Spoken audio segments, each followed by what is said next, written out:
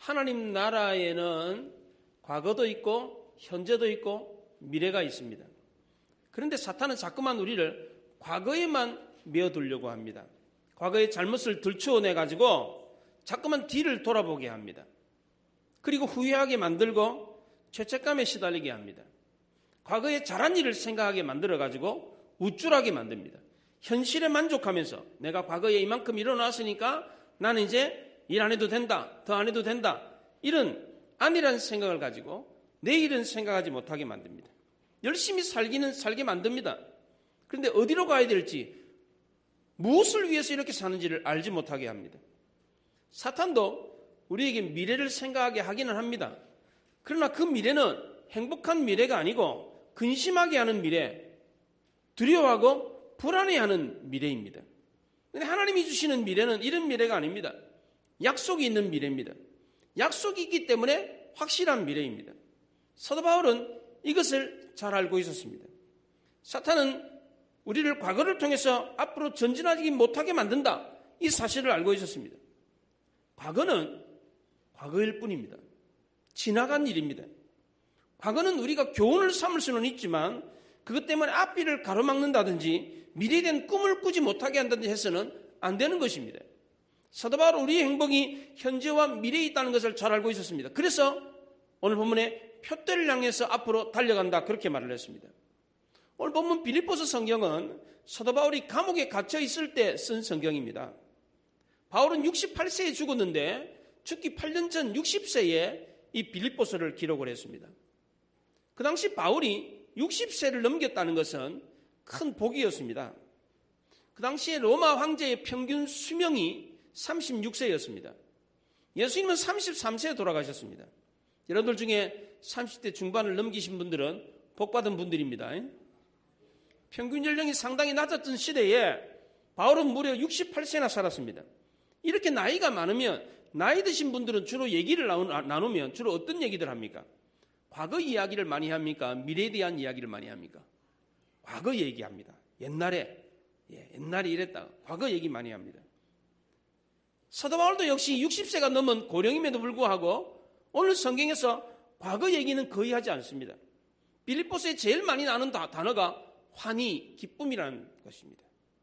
그래서 학자들은 이 빌립보서를 기쁨의 복음, 희락의 복음이다, 그렇게 말을 합니다. 바울은 이 희락의 복음, 기쁨의 복음을 60세가 넘었을 때 기록을 했습니다. 바울은 행복에 넘쳐가지고 이 성경을 썼습니다. 나이가 늙었는데도 불구하고 행복했습니다. 늘 청년이었고 늘 꿈꾸는 사람이었습니다. 왜 그렇습니까? 왜 이렇게 기쁨의 책을 쓸 수 있었습니까? 과거에 매여 있지 않았기 때문입니다. 오늘 13절에 보면 형제들아 나는 아직 내가 잡은 줄로 여기지 아니하고 오직 한 일, 즉 뒤에 있는 것을 잊어버리고 앞에 있는 것을 잡으려고 달려간다, 그렇게 말했습니다. 뒤에 있는 것을 잊어버린다, 그렇게 말했는데 여기 잊어버린다라는 것은 망각했다라는 뜻이 아니고 지배를 받지 않는다라는 뜻입니다. 사탄은 자꾸만 우리를 과거에 묶어두고 과거에 지배를 받도록 합니다. 그런데 하나님은 우리를 과거에 묶어두려고 하시지 않습니다. 과거에 무슨 실수를 저질렀다고 할지라도, 과거에 무슨 범죄를 저질렀다고 할지라도 새로운 삶을 주십니다. 마태복음 1장에 예수님의 족보가 나오는데 거기에 5명의 여인이 나옵니다. 여자 이름 5개가 나오는데 이 5사람들이 다 온전한 사람이 아니었습니다. 다말, 라합, 룻, 우리아의 아내 바세바, 마리아, 다 그 당시에 사회적인 지탄을 받아 마땅한 여자들이었습니다. 부끄러운 과거가 있었습니다. 허물과 죄가 많았습니다. 그럼에도 불구하고 이 사람을 통해서 하나님의 아들 메시아가 태어났습니다. 어떻게 이런 일이 가능했습니까? 하나님은 과거보다는 현재와 미래를 더 중요시 여기기 때문에 그렇습니다. 이것을 사도 바울만 깨달은 것이 아닙니다. 구약의 이사야 선지자도 이 사실을 깨닫고 이사야 43장에서 너희는 이전 일을 기억하지 말며 옛날 일을 생각하지 말라, 그렇게 말을 했습니다. 우리가 사람을 만나서 이야기를 하다 보면 맨날 옛날 이야기만 하는 사람이 있어요. 왕년에 내가 어땠다는 둥, 옛날에 내가 이랬다는 둥, 막 옛날 이야기만 막 맨날 하는 사람들이 있어요.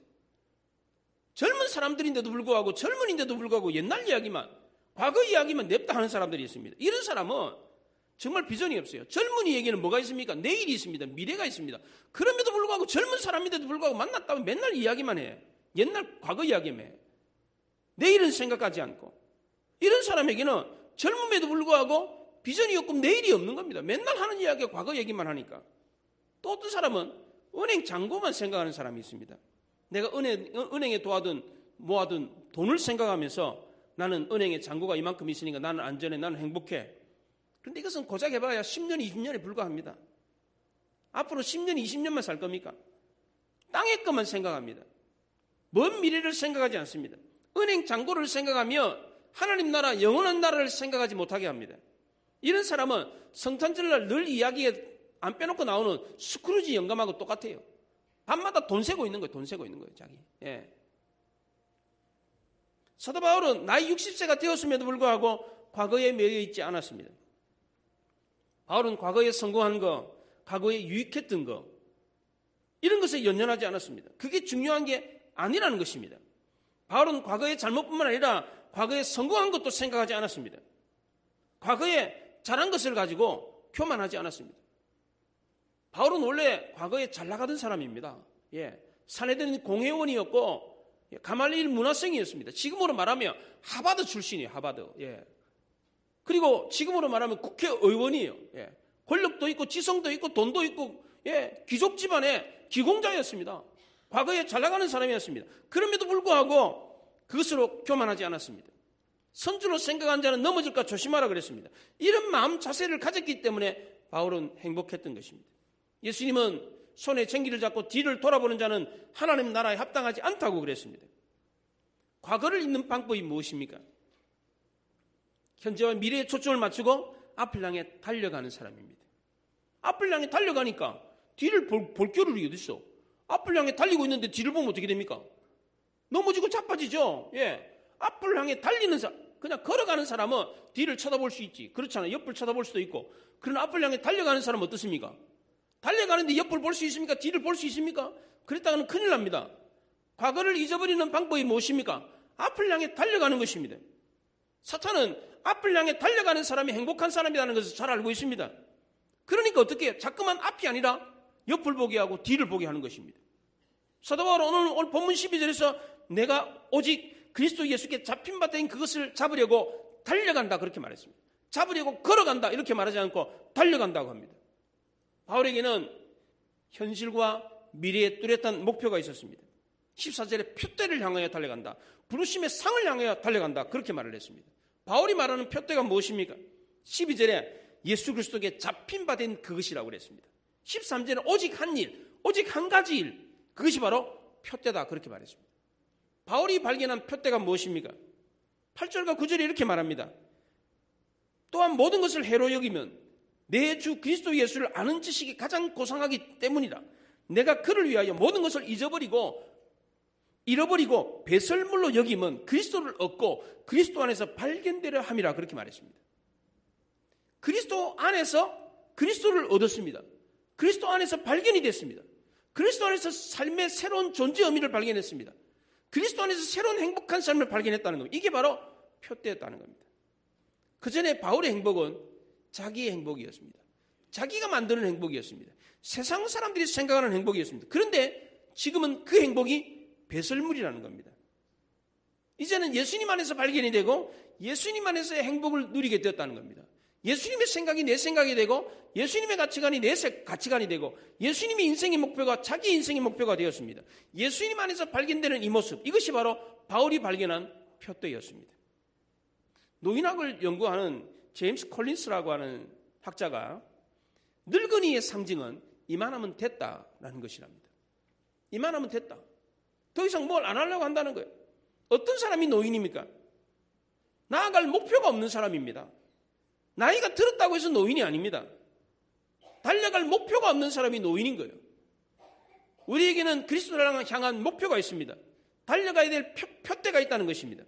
웨어런 웰스비라고 하는 유명한 설교가가 있습니다. 지구촌 교회 이동호 목사님이 이렇게 모방을 했던 대설교가인데, 이 사람은 이렇게 설교를 아주 간략하게 첫째, 둘째, 셋째 결론 이래가지고 아주 성경을 아주 이렇게 체계적으로 잘 이렇게 짜놓는 이 설교의 구조를 잘 만드는 설교가로 유명해요. 이 사람의 설교를 굉장히 모방을 했는데 이 사람이 이런 얘기를 했습니다. 거룩한 불만족은 영적 성숙을 위한 필수 요소다. 그렇게 말을 했습니다. 사도 바울이 오늘 12절에서 나는 이미 얻었담도 아니요 온전히 이루었담도 아니다. 나는 잡은 줄로 여기지 않는다. 그렇게 말했습니다. 바울은 교회를 많이 세웠습니다. 많은 사람들에게 복음을 증거했습니다. 많은 성경을 썼습니다. 그럼에도 불구하고 나는 이룬 게 없다. 나는 아직도 부족하다. 늘 언제나 거룩한 불만족이 있었습니다. 우리는 누구랑 비교합니까? 다른 사람과 비교합니다. 나는 저 사람에 비하면 나는 괜찮다. 나는 저 사람에 비하면 나는 그래도 잘 살았다. 이렇게 비교를 합니다. 반대로 나보다 나은 사람과 비교하면 어떻게 됩니까? 기가 죽습니다. 열등의식에 사로잡힙니다. 하지만 사도 바울은 다른 사람과 비교하지 않고 누구랑 비교했습니까? 예수님과 비교를 했습니다. 그랬더니 거룩한 불만족이 생겼습니다. 그래서 바울은 죽는 그날까지 예수님을 닮으려고 달려갔다는 것입니다. 이것이 바로 바울의 행복의 비결이었습니다. 바울은 현실에 거룩한 불만족이 있었기 때문에 미래를 향해 달려갈 수 있었습니다. 여기 달려갔다라고 하는 말은 사냥개가 사냥감을 발견하고 쫓아갔다, 그런 뜻입니다. 이 달려갔다는 말이 12절과 14절에 두 번 나오는데 현재 지식법 시제로 되어 있습니다. 계속해서 달려갔다는 것입니다. 과거에 달렸던 거 해상하지 않고 미래에 달릴 것을 계획하고 있는 것도 아니고 현재 지금 계속해서 달리고 있다, 그렇게 말합니다. 마치 마라톤 선수가 그 코스를 계속해서 달리는 경주자처럼 그렇게 달렸다는 겁니다. 이때 바울의 나이가 60세입니다. 그 당시 60세는 호할아버지, 지금이야 60세가 이팔 청춘이잖아요. 그렇잖아요. 빨간 누즈 바르고, 미니 스커트 입고, 하이힐 신고, 그렇게 다니는 나이예요. 지금은. 그러나 그 당시에 60세는 완전히 노인이에요. 노인. 의학이 발달되지 않았던 시대에 육신이 거의 만신창이가 되어 있는 겁니다. 숨도 겨우 그냥 이렇게 하면서 이렇게 쉬는 그런 나이입니다. 그런데도 불구하고 그 나이에 사도 바울은 자기가 마치 사냥개처럼 먹이를 향해서 계속해서 달려간다, 그렇게 표현을 하고 있습니다. 바울에게 이런 추진력과 비전과 열정이 있었던 이유가 무엇입니까? 그리스도의 마음과 그리스도의 인격을 본받고자 하는 마음이 있었기 때문입니다. 그래서 에베소서 3장 19절에서는 하나님의 사랑을 표현할 때에 사랑의 너비가 있고 길이가 있고 높이가 있고 깊이가 있다, 그렇게 표현을 했습니다. 우리의 사랑의 너비와 길이, 우리의 사랑의 높이와 이게 이 크기는 얼마나 됩니까? 내 자식, 내 가족만 사랑해요. 부인들도 기도하면 주로 누구 기도합니까? 여자분들 기도하면 누구 기도해요? 자식 기도해요. 자식 기도. 남편 기도도 잘 안 해. 남편들도 마찬가지요. 부인 위해서 기도하는 건 조금 하고 주로 뭐예요? 다 자식들 위해서 기도하는 거예요. 이게 우리의 사랑이고 우리의 사랑의 길이와 넓이입니다. 근데 주님의 사랑의 길이와 넓이는 어떻습니까? 원수까지도 사랑을 합니다. 사도 바울이 이거를 깨달았습니다. 그러니까 자신의 사랑과 비교해보니까 아무것도 아닌 거예요. 자기는 자기 가족만 사랑해. 근데 하나님은 그렇지 않고 원수까지 사랑해요. 나는 내 가족을, 내 주위에 있는 사람 잠깐만 사랑해요. 근데 하나님은 영원히 우리를 사랑해요. 우리의 사랑은 어때요? 좋다 그러면 중내산에 그렇게 막 좋다가도 그냥 마음 틀리면 그냥 남이 돼버려요. 님자에다가 점 하나 붙이면 그냥 남이 돼버려요. 이게 우리의 사랑이에요. 우리의 사랑은 그렇게 짧을 수밖에 없어요. 그러나 주님의 사랑은 어떻습니까? 영원부터 영원까지 우리를 사랑하세요. 우리를 사랑하기 위해 십자가에 못 박혀 죽기까지 하셨습니다. 옛날 사도신경에는 우리가 예배 때 사도신경 외우지 않습니까? 옛날 사도신경에는 예수님이 음부에 내려가사라고 하는 구절이 있었습니다. 지옥에 내려갔다는 거예요, 예수님이. 이게 논란이 많아가지고 이 구절을 빼버렸는데, 왜 내려갔느냐? 인간의 모든 고통을 다 깨닫게 체험하기 위해서 내려갔답니다. 예수님의 사랑의 높이가 얼마나 높습니까? 끝없이 떨어지는 지옥까지 내려가가지고 우리를 하늘 높은 보좌까지 올리셨어요. 이 높이, 이 길이가 얼마나 큽니까? 예수님은 우리를 적당히 사랑하신 게 아닙니다. 이것을 깨달은 사도 바울이 뭐라 그럽니까? 나는 영원한 불만족이 있다는 거예요.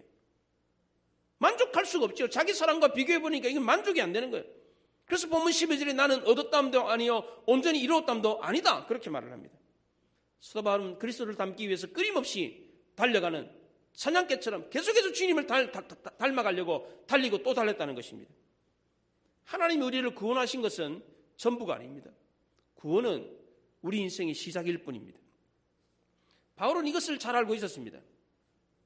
구원받은 우리가 이제는 어떻게 살아야 되는가, 이것을 잘 알고 있었습니다. 바울이 말하는 예수 믿고 난 뒤에 우리는 어떻게 살아야 됩니까? 표대를 향해 달려가야 된다, 그렇게 말을 합니다. 이것이 무엇입니까? 우리 모두에게 맡겨진 사명인 것입니다. 하나님은 단순히 우리를 구원하기 위해서 부르신 것이 아닙니다. 우리만 사랑하기 위해서 우리를 부르신 게 아닙니다. 다른 사람들까지도, 심지어 원수까지 사랑하게 하기 위해서 우리를 부르셨습니다. 우리만 구원하신 것이 아니라 아직도 복음을 듣지 못하는 사람들을 구원하기 위해서 우리를 부르셨다는 겁니다. 이것이 바로 예수님의 마음이었습니다. 사도 바울은 이런 예수님의 마음, 예수님의 심장을 이식받았습니다. 베드로는 유대인들에게 복음을 전했습니다. 바울은 이방인들에게 복음을 전했습니다. 그런데 이 두 사람에게 똑같은 것이 있습니다. 그것은 바로 땅끝까지 이르러 복음을 전하라는 것입니다. 누구든지 만나는 대로 복음을 전하라. 이것이 바로 공통된 그들의 사명이었습니다. 이 사명을 감당하기 위해서 하나님이 우리에게 주신 목표는 다 다릅니다. 은사와 재능이 다 달라요. 어떤 사람은 의사로, 어떤 사람은 교사로, 어떤 사람은 셀러리맨으로, 어떤 사람은 직장인으로, 그렇게 다 재능과 능력이 다 달라요. 인생의 목표가 다 달라요. 그러나 인생의 목적은 다 똑같습니다. 똑같아야 돼요. 그거는 뭡니까? 바로 복음 전하는 것입니다. 이게 우리 인생의 목적이 되어야 된다는 것입니다. 사람은 그가 세운 목표만큼 성공한다는 말이 있습니다. 인생의 성공 여부는 그 사람이 세운 목표에 달려있다는 것입니다. 왜 우리가 고민을 합니까? 내가 세운 목표 때문입니다. 남들은 이만큼 이뤘는데 나는 그래도 이 정도는 이루어야지. 남들은 이 정도 사는데 나는 그럼 이 정도는 살아야지. 이 목표가 있기 때문입니다. 왜 우리가 괴롭습니까? 목표가 있기 때문에 그렇습니다. 근데 사실 이보다도 더 중요한 원인은 우리가 세운 목표가 다른 사람과 비교해서 욕심에 이끌려서 세운 세상적인 목표이기 때문에 그렇습니다.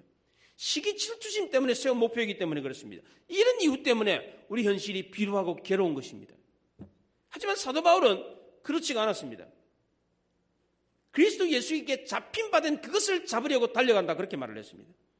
사람들이 왜 괴롭습니까? 내 욕심 때문입니다. 내 시기 질투심 때문입니다. 내가 세운 사명 때문에 괴롭습니다. 이것 때문에 교만해지고 이것 때문에 서로 싸우는 것입니다. 과거에 사도 바울도 그랬습니다. 자신이 세운 목표가 세상적인 목표였기 때문에 이것 때문에 괴로웠습니다. 당시에 바울은 세계 최고의 지성이었습니다. 그런데 있는 집안 자식이었어요. 잘 나가는 사람이었습니다. 자기가 최고인 줄 알았어요. 자기 위에는 아무도 없다. 안한 무인이었습니다. 이런 잘못된 생각 때문에 잘못된 인생을 살았습니다.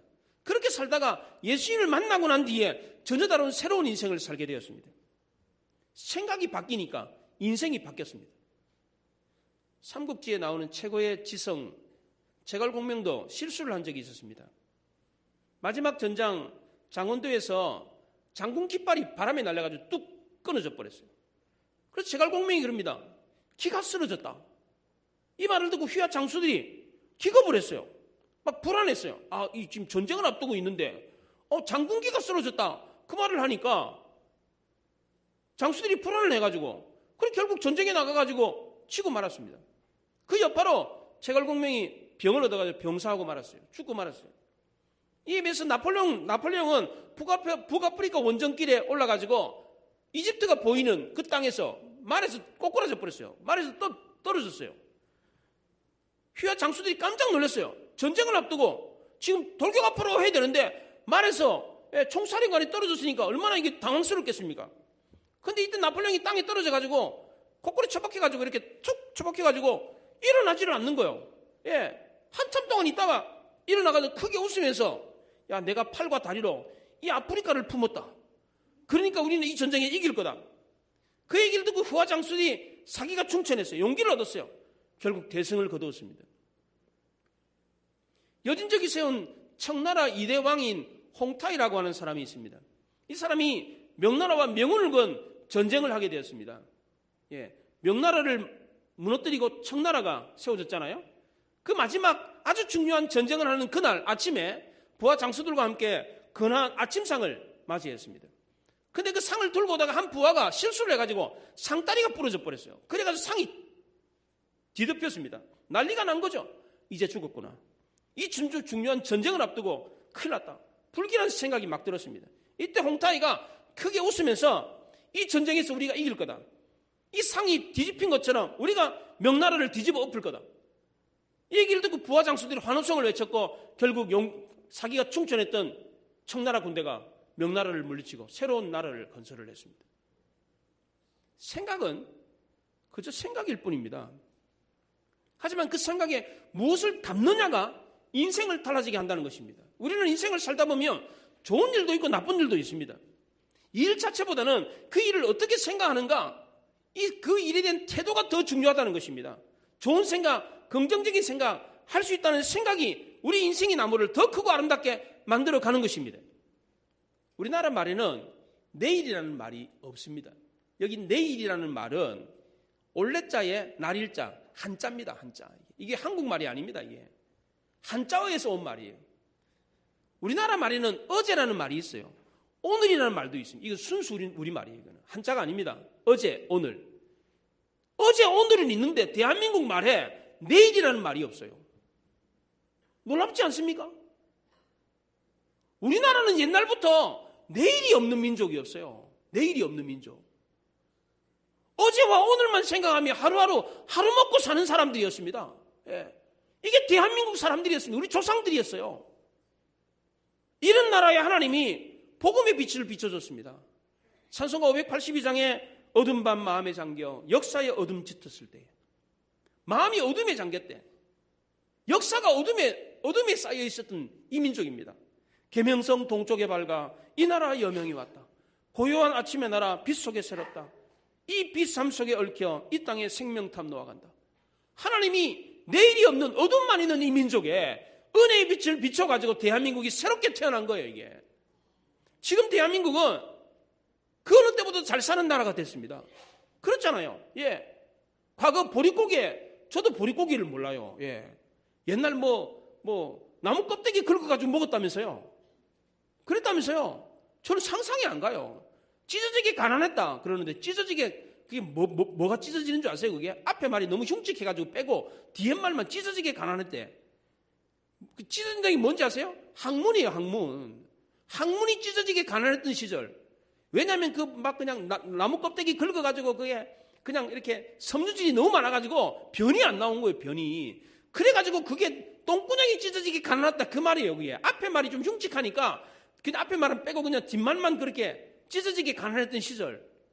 대한민국이 그랬어요. 대한민국이 불과 지금 여기 천하자 권사님, 여기 김양훈 장로님 시절에 그렇게 찢어지게 가난한 시절이 있었어요. 예.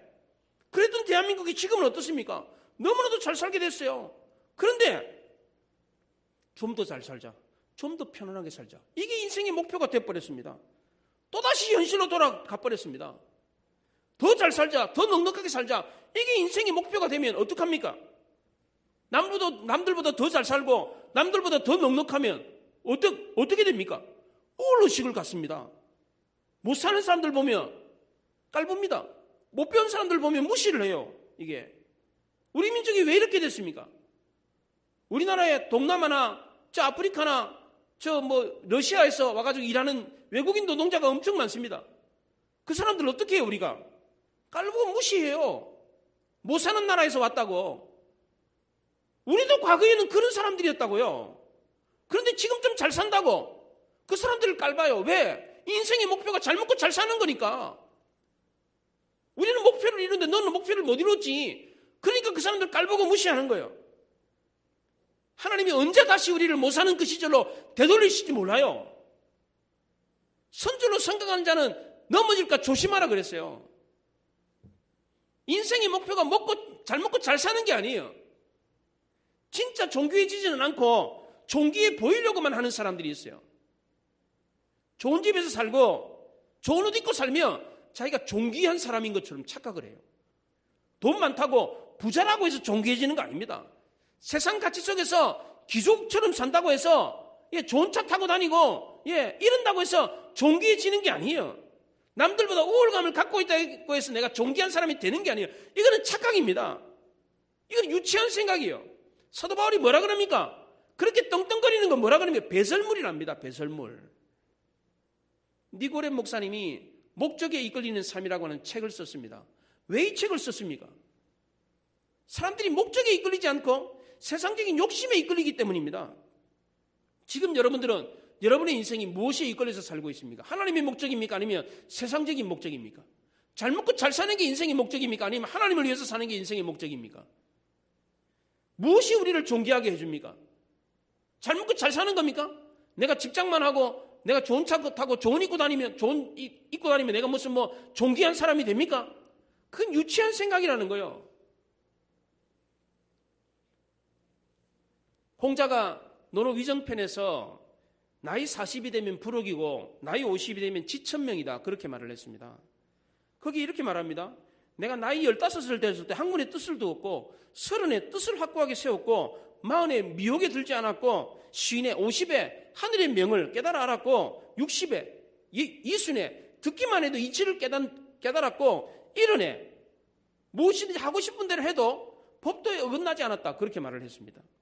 나이 50이 되면 이 땅에 태어난 이후 하늘의 소명을 깨달아 알게 되었다, 그렇게 말을 합니다. 그런데 7,000명의 나이 50이 되었는데도 불구하고 하늘의 소명을 깨닫지 못했다면 어떻게 된 겁니까? 나이 50이 넘었는데도 불구하고 내가 인생을 왜 살아야 되는지 그걸 깨닫지 못하는 사람들이 있다면 어떻게 되는 겁니까? 그러면 나이 50이 안 된 사람은 그러면 깨닫지 못해도 된다는 이야기입니까? 여기 나이 50 안 되신 분들도 많잖아요. 저도 50 간 넘었는데 제가 그런 얘기 했어요. 제가 나이 50이 넘어보니까 이제 죽을 날이 가까웠구나, 그 생각이 들더라고요. 제가 40대까지만 해도요, 죽는다는 생각을 안 해봤어요. 이제 죽을 날이 가까웠다, 이런 생각이 안 했어요. 근데 나이 50이 넘어가니까요, 이제 죽을 날이 얼마 안 남았구나, 이게 계산이 되더라고요. 희한해요. 이게 나이 50이 넘으면 그렇더라고요. 이게 여기 50 안 넘으신 분들은 아마 그런 생각 안 할 거예요. 40대까지만 해도요, 죽을 날이 얼마 안 남았구나, 이런 생각이 별로 안 들어요.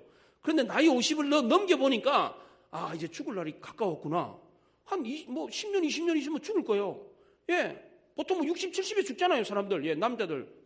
죽거든요. 그러니까 이제 죽을 날이 더 가까운 거지, 사실. 계산적으로도 그렇잖아요. 벌써 50 살았으니까 50을 더 살 수가 없잖아요. 그러니까 죽을 날이 더 가까운 건 맞는 거죠. 실제로 그런 생각이 들더라고. 죽을 날이 가까웠는데 인생을 어떻게 살았는가, 그걸 모른다면 이건 인생을 헛산 거예요. 이게 사도 바울이 그랬어요. 젊었을 때 이 사실을 깨닫지 못하고 어떻게 했습니까? 오래 예수 믿는 사람 핍박하고 옥에 가두고 그랬어요. 그래서 나중에 후회를 했어요. 진작 내가 하나님을 만났어야 되는데, 진작 내가 그것을 깨달아야 했는데 후회가 막심했어요.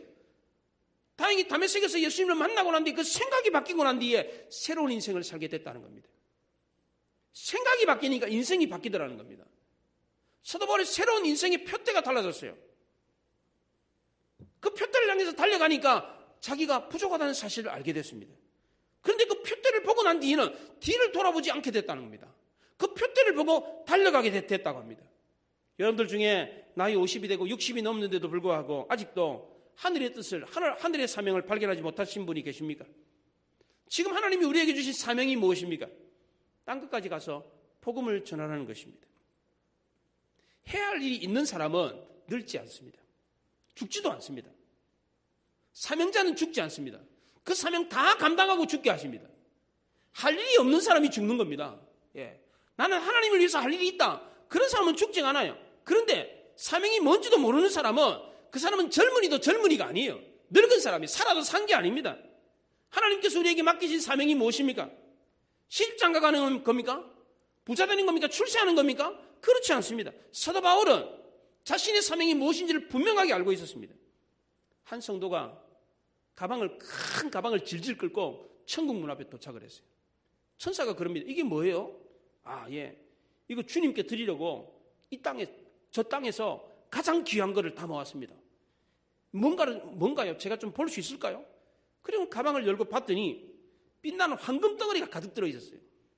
천사가 고개를 갸우뚱하면서 어쩌자고 이런 걸 갖고 왔습니까?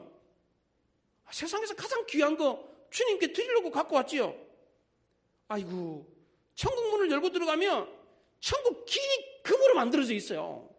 천국에서는 이 금이 돌덩어리와 같은 건데 이걸 뭐 하려고 갖고 왔어요? 성도가 물었어요. 그럼 천국에서 가장 귀한 게 뭡니까? 천국에서 가장 귀한 것은 영혼입니다. 당신을 통해서 구원받은 영혼은 어디 있습니까? 당신을 통해서 복음을 듣고 예수 믿고 구원받은 그 영혼은 어디 있습니까? 어이구, 저는 몰랐습니다. 아니, 모르다니요. 예수님께서 성경을 통해서 계속해서 말씀해 줬잖아요. 예배를 통해서 계속해서 말씀해 줬잖아요. 천하보다도 귀한 것이 영혼이라고 말씀하지 않았습니까? 예수님이 승천하실 때도 한 영혼을 위해서 땅끝까지 이르러 복음을 전하라 그렇게 말하지 않았습니까? 이르시되 너희는 온 천하에 다니며 만민에게 복음을 전하라 그렇게 말하지 않았어요? 아무 말도 못했어요. 우리 주님은 저 천국에서 지금 기다리는 것이 무엇입니까? 우리가 올 때에 그 보따리에 뭐 들고 오기를 원하십니까? 뭘 받기를 원하십니까? 영혼이라는 것입니다. 그래서 한 영혼이 천하보다도 귀하다는 것입니다. 마가복음 8장에서 사람이 만일 온 천하를 얻고 자기 목숨을 잃으면 무엇이 유익하리요? 사람이 무엇을 주고 자기 목숨을 바꾸겠느냐 그렇게 말을 했습니다. 그래서 한 영혼이 천하보다도 귀한 것입니다. 사도 바울이 일평생 동안 표들을 향해 달려갔던 자신의 목표와 목적이 무엇이었습니까? 그것은 바로 영혼 구원하는 것이었어요. 이것을 깨달았습니다. 그래서 사도행전 20장 24절에서 이렇게 말합니다. 나의 달려갈 길과 주 예수께 받은 사명 곧 하나님의 은혜의 복음을 증거한 일을 마치려 하면은 나의 생명조차 조금도 귀한 것을 여기지 아니하노라 그렇게 말을 했습니다. 바울이 예수님께로부터 받았던 사명 그것은 바로 은혜의 복음을 증거하는 것이었습니다. 바울은 영혼 구원이 자기 인생 최고의 가치였습니다. 영혼 구원을 인생의 가장 큰 목적으로 삼았습니다. 이 생각이 바로 바울을 위대한 인생으로 최고의 인생으로 바꾸어 놓았다는 겁니다. 생각이 인생을 바꾼다는 것입니다. 골프 선수들, 유명한 골프 선수들, 축구 선수, 농구 선수들 죽어가지고 하나님 앞에 갔어요. 너 뭐 하다 왔냐? 나는요 저 땅에 있을 때요 그 땅의 구멍에다가 그 골프공을 제일 많이 넣은 사람이에요. 제가 이거 넣어가지고 돈 엄청 벌었고요 제가 잘 먹고 잘 살다가 왔어요. 그래 너 그 땅 구멍에다가 공 넣고 왔네? 너는 뭐 하다 왔냐? 골대에다가요 저만큼 골을 많이 넣은 사람이 없어요. 그 공요 제가 제일 많이 넣고 왔어요. 농구 선수는 나는 그 농구 골대 하나님 아실란가 모르겠는데 그 벽에다가 왜 그 바구니 걸어가지고 된 그 농구라는 그 종목이 있어요. 하나님 그 조그마한 그 공에다가 이 큰 공을 제가 제일 많이 집어넣고 왔어요. 내가 하나님 뭐라 그러겠어요? 그래서 어쨌다는 건데 내가 너 그 땅구멍에다가 그 공 집어넣고 오라고 내가 너 보냈냐? 너 골대에다가 그 공 차가지고 공 집어넣고 오라고 내가 너 보냈냐? 그 뭐 바구니? 그 바구니에다가 뭐 큰 공 그거 뭐 몇 개 집어넣고 오라고 내가 너 보냈냐? 그래서 어쨌다는 건데 너. 이뿐만 아닙니다. 사람들 중에 대한민국이 산이라는 산은 다 돌아다니는 사람이 있어요. 안 타본 산이 없어. 평생 동안 산만 타고 다니는. 그래서 막 자랑하고 그래서 살다가 죽어가지고 하나님께 니 뭐 하다 봤냐? 대한민국의 산이라는 산은 제가 다 올라봤습니다. 그래서 어쨌다는 건데 너가. 그래서 어쨌다는 거냐 너가. 하나님이 이 땅에서 가장 귀하게 여기시는 것이 무엇입니까? 영혼이에요. 영혼. 한 영혼이 천하보다도 귀하다 그랬습니다. 이 영혼 구원하는 일을 인생 최고의 목표를 삼았던 사도 바울이 최고의 인생을 살았다는 겁니다. 생각이 인생을 바꾸는 거예요. 생각이. 인생의 목표에 따라서 그 인생이 달라지는 겁니다. 우리 역시도 마찬가지입니다. 하나님이 가장 귀히 여기시는 인생 최고의 가치를 삼으면 우리 인생도 최고 인생이 된다는 거예요. 하나님 앞에 갔을 때에 너가 정말 가장 아름다운 인생을 살았다, 정말 후회 없는 인생을 살았다라고 하는 방법이 뭐예요? 하나님이 가장 귀하게 여기는 그 일을 하고 가는 겁니다. 사도 바울이 최고의 인생을 살았던 이유가 뭐예요? 하나님이 가장 귀하게 여기는 것이 바로 영혼 구원이라는 사실을 정확하게 알고 그 일을 위해서 일평생 살다가 갔기 때문에 사도 바울은 저 하늘 아래서 가장 최고의 인생, 베스트의 인생이 될 수 있었던 겁니다. 여러분은 어떻게 사실래요? 땅에다가 구멍에다가 공 열심히 집어넣고 하나님 앞에 가실래요? 예? 골대에다가 공만 냅다 차고 그렇게 가실래요? 그래서 하나님 뭐라 그러겠습니까? 그래서 어쨌다는 건데 너. 최고의 목표를 향해 달려가는 여러분의 인생이 되시기 바랍니다. 청년들도 마찬가지예요. 최고의 가치를 여러분의 인생의 가치로 목표로 삼으시기 바랍니다. 이게 바로 우리 인생을 최고로 만들어주는 겁니다. 사도 바울이 그랬던 것처럼 우리 역시도 최고의 가치를 하나님이 최고의 가치로 여기시는 그것을 인생의 목표로 삼음으로 우리 인생도 최고의 인생을 만들 수 있기를 바랍니다. 기도하겠습니다.